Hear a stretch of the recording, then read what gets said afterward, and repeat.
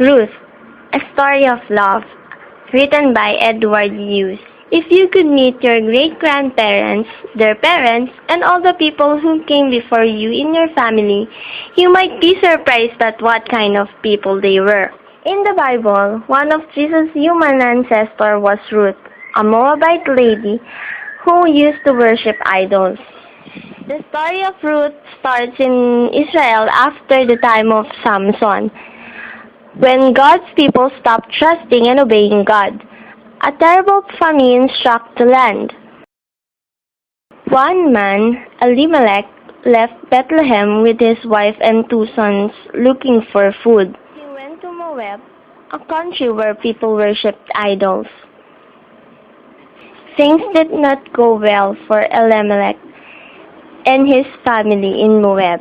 He died, followed by his two sons.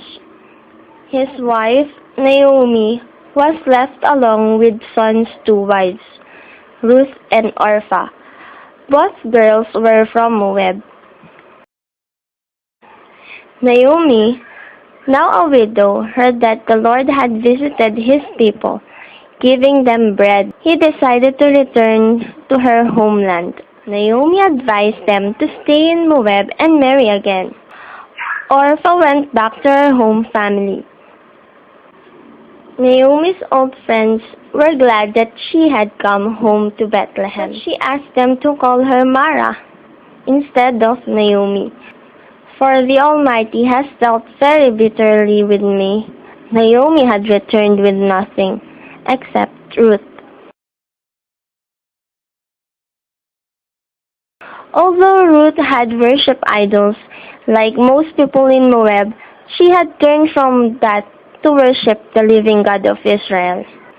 Every day she followed the harvesters in the field and picked up the leftover grain. Ruth worked hard to make sure Naomi had enough to eat. Boaz, the owner of the field, heard how good Ruth was to her mother-in-law. When he met her, Boaz helped her by ordering his harvesters to leave a handful of grains behind on purpose. Boaz began to like Ruth. When Ruth told Naomi about Boaz and his kindness, the older lady praised God.